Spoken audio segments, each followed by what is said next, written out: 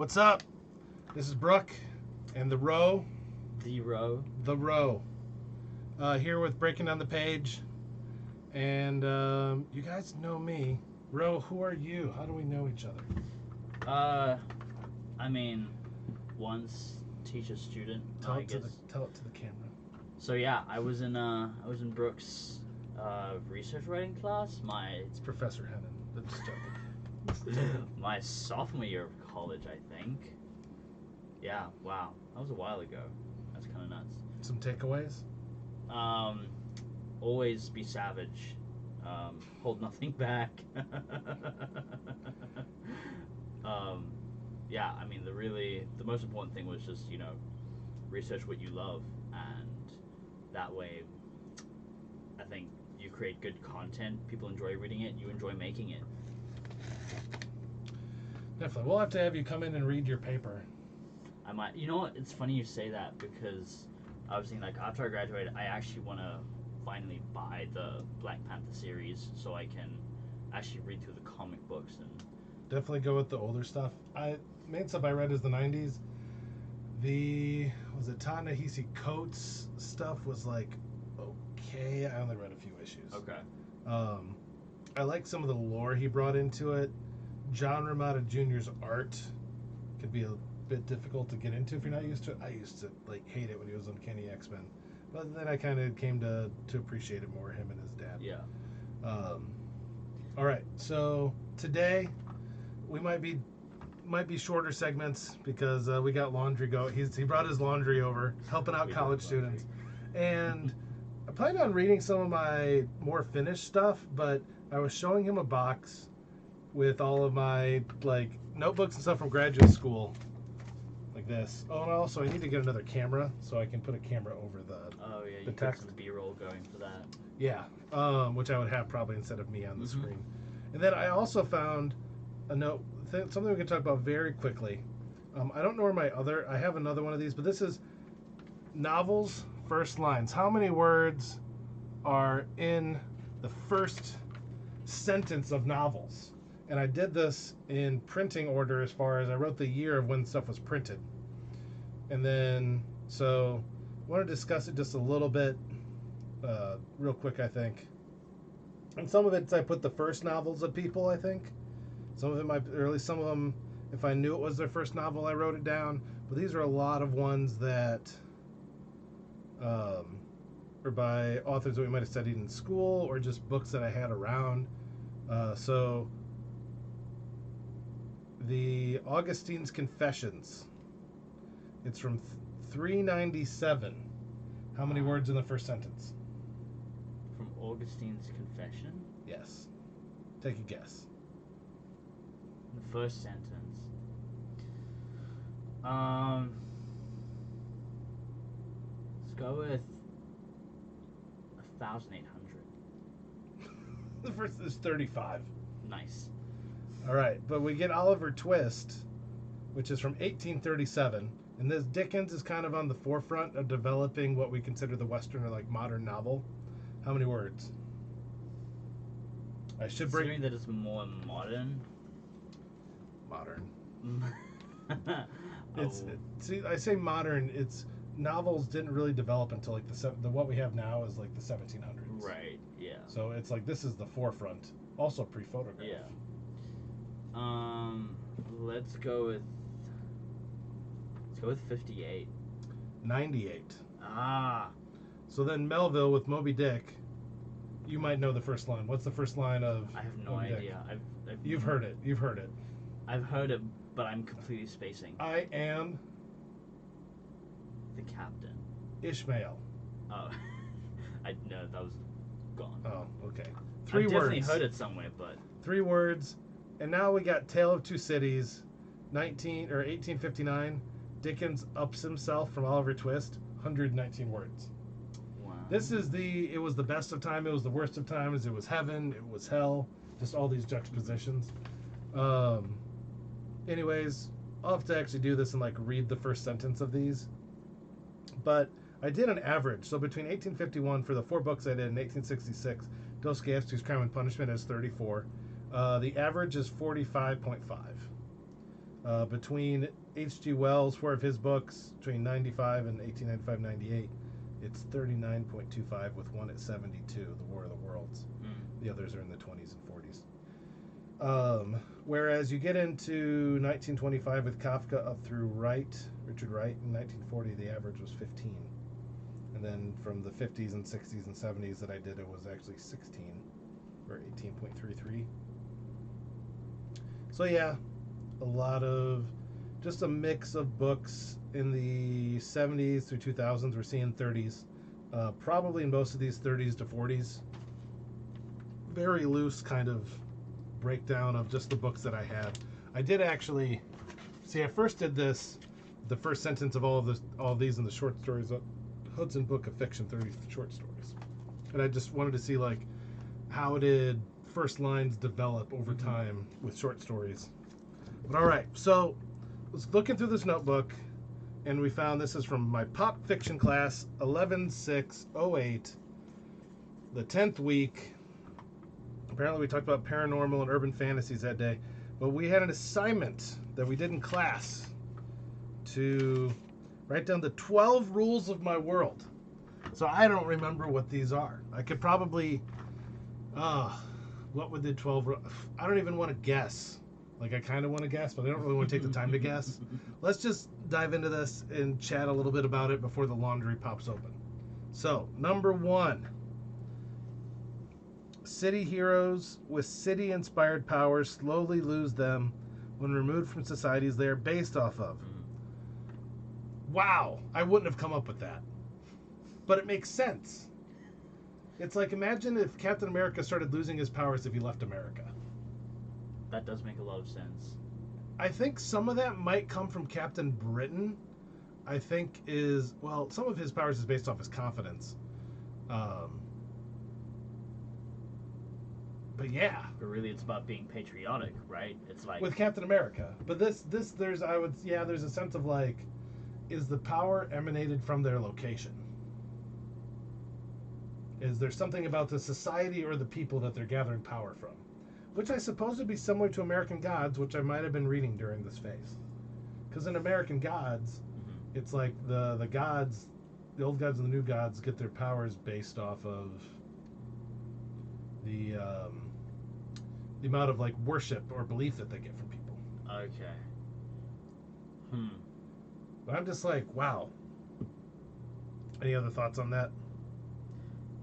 I mean, I don't know how much it plays into, like, the super soldier serum that Steve Rogers had. Oh, no, like, I was just giving that as an example. General. Like, no, so the idea that city heroes or heroes are inspired with city-inspired powers. I say city-inspired powers, such as one of my characters, his power is based off commuting. And I was like, if I exaggerated commuting into a superpower, what would that be?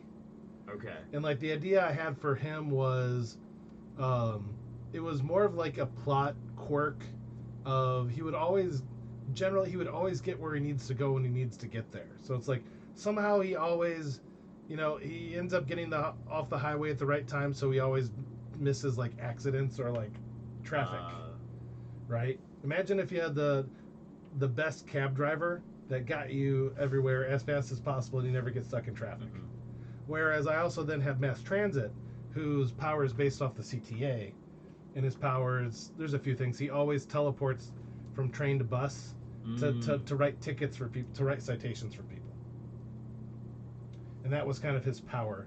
The only thing is, when it starts, he can't control it, so he'll just automatically transport all over the place. So it's like, I have a scene where it's like he's about to get off, like, the blue line at home, and all of a sudden he ends up at the bottom of the red line and has to ride the train back. Because I was thinking more along the lines of, if you thinking about patriotism, if you have, like, a superhero who is kind of fueled by the love of their land, kind of like how in Smallville, like, Clark Kent is powered by the sun. So if there's no sun, then there's no power. So that, like, localized area of being in your natural habitat, for lack of a better word. Yeah. It's like, does Batman have to go to the Batcave to recharge? Right. I suppose it's similar to the Green Lantern. Like there's that element of the Green Lantern. You need to go recharge your ring. You need to go home. Or there was a while he had like a pocket dimension he'd hide it in, which was like cool. Like I was like, man, that's a cool idea. And then like I think about it more, and it was kind of like it's losing the benefit of most of his like the tension if he can just pull it out of like his butt whenever and just he wants. recharge. Yeah. But it's like I don't know if I've seen powers kind of develop this way, and I'm like, there's part of me that it's like I look back at my how old would I have been 25-year-old self at this point, and I'm just like, wow, I was kind of smart then. Because I look back at the other decisions I made at 25 and think, what an a-hole I was and an idiot. It's true. I don't think we've given ourselves enough credit. It's actually funny because the other day I got a letter back. We wrote letters to ourselves in our freshman year of college, to our future selves, and I think it's really funny because like a lot of times I look back and I'm like, wow, 17-year-old Ro didn't know anything. Like he was kind of dumb. I don't know what he was doing. But then I was reading this letter, and in like the second line, I said to myself, I don't know how cynical you are at this point, but just remember that you've gone through all this growth to get to this point of where you are right now, and so you can't hate everything that you've been through. And I was like, wow, okay, sure, just convict me from my past. You're like, I was smart once. This reminds me, so we were playing some game at like it was like the music team and tech team got together for a lunch, and it's like you put answers in on your phone and it shows up on the Wii, and it was like two people get the same prompt and everyone else gets different prompts. And so one of mine was, what was Jesus' last words to his disciples? And someone else said like may the force be with you. But I said, don't mess this up, guys. I thought that was better. Like, can you imagine? And that's why I was thinking, if I wrote a letter to myself in the future, be like, I hope you didn't F things up. Like, please, I hope you're still alive. You didn't put a gun to your mouth yet. For real. Right? At least the emotional intelligence was there, I guess. Yeah. And that says a lot. It can be hard to sit down and just think about your future, which is one of the topics that I write about. All right, let's move on to number 2. But I'm like, I need to like post this list somewhere, because I'm just like, man, what other gems might I have, or are the rest just dumb? So, all right, number 2, the strength of those same city powers are on a scale of measurement with those that go to the city with selfish aspirations, and as the morale of the city sways one direction, believing in the good nature of the city or falling into fear of it, the scales shift, the power levels change accordingly. So that probably goes more along with the idea of what I was thinking of, like the idea of patriotism, and how a hero is only as strong as the people who believe in the city and the hero that was like meant to save them. I feel like 2020, all the heroes would have been powerless in a nutshell because they were. Now, and I think this comes out of my character called the Fan, which is he dressed kind of like.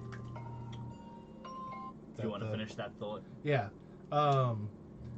like and we'll be able to hear when it stops. Oh, yeah.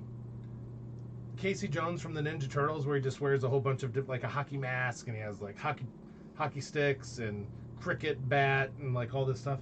Where the Fan, he dresses wearing Chicago like memorabilia and maybe like a sports, like a mascot helmet type thing, or like a hockey mask.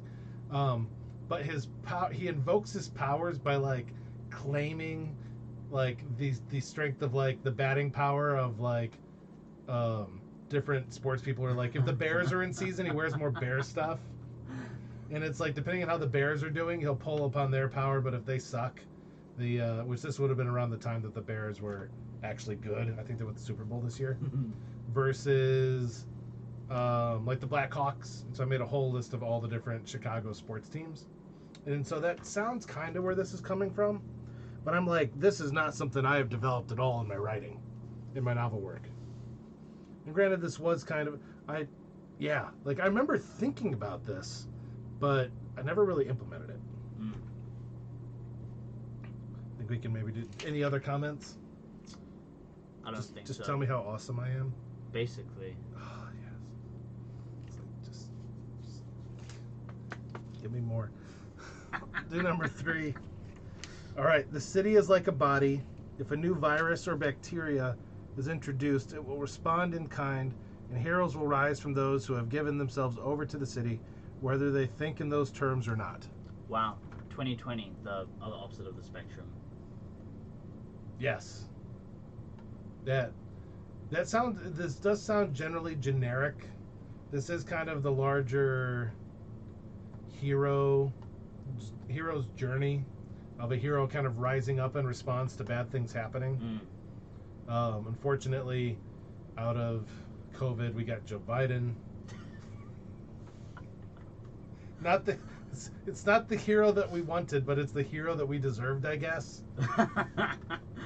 Or is that, I mean, more just a general lame protagonist instead of a hero? This is true. The story needed a protagonist, and so there he was. Yes.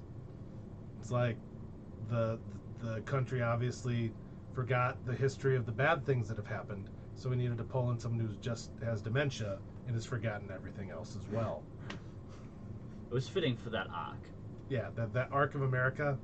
It's like, let's just, I can't wait, I want to say we're getting close to the end of the Empire Strikes Back. We have elections coming up in a few months. 6 months out. See how the Empire fares. Yeah, let's just. It's like I didn't necessarily want to make this about politics, but it's funny, and it's like we're talking about the city, right? And it's like we're looking at the macroscope. Look at Lori Lightfoot. It's like I don't want to disparage the people of Chicago, but like we can do better. All of us can. Let's be real here. Oh, we were discussing on the way over here. I was just telling him about the reporters asking her, like, after all of your colossal failures, how can you even consider running for re-election? And I was just like, man, these guys. And it's like, there might have been reporters. It might have honestly been aldermen. I'm not sure who was there. Right. It was some sort of press conference, and like the camera's kind of looking down at her at an awkward angle. So it's like, yeah, guys, that's how this is like, yeah. What do you mean? Of course. Like, every time you say that crime is down and it's wrong, she's like, that's not true. I don't always say that. All right. This is a short segment. Short laundry break. All right. Laundry break.